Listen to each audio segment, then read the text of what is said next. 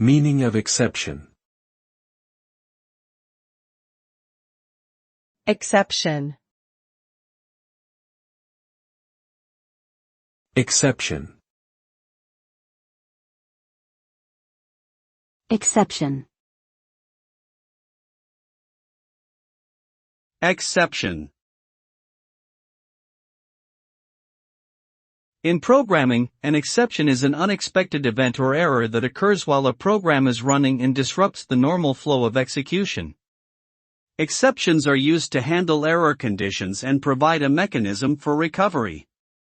When an exception occurs, the program will typically terminate unless it's handled by an exception handler.